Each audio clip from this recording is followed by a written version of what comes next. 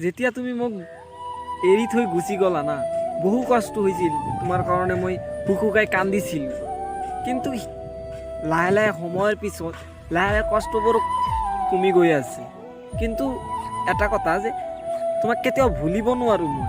হয়তো লাহে লাহে কষ্টটো কমি যাব, তোমাক মনত কম পৰিব, কিন্তু বিশ্বাস কৰা জীৱনত কেতিয়াও মই তোমাক ভুলিব নোৱাৰোঁ। আৰু এটা কি, তোমাৰ লগত যেতিয়া আছিলোঁ তেতিয়া মনৰ ভিতৰত এটা ভয় আছিল। সেই ভয়টো কি, যে তুমি কেতিয়াবা মোক এৰি যাবা, এৰি গ'লে কি হ'ব, আমালোকৰ এই প্ৰেমৰ শেষ পৰিণতি কি হ'ব, এইবিলাক লৈ বহুত টেনশ্যন হৈছিল। কিন্তু এতিয়া আৰু টেনশ্যন নাই, এতিয়া আৰু মানুহৰ ওপৰত বিশ্বাসো নহয়। কাৰণ দেখা, যাৰ ওপৰত মই মোৰ সকলোখিনি বিশ্বাস কৰিছিলোঁ, সিয়ে যেতিয়া মোক এৰি গুচি গ'ল, যিয়ে কৈছিল যে মই তোমাৰ অবিহনে জীয়াই থাকিব নোৱাৰোঁ, সিয়ে যেতিয়া মোক ধোকা দি এৰি গ'ল, তেতিয়া মই কাৰো ওপৰত বিশ্বাস কৰিবা? পৃথিৱীত মানে বিশ্বাস কৰাৰ মানুহ মোৰ নাই।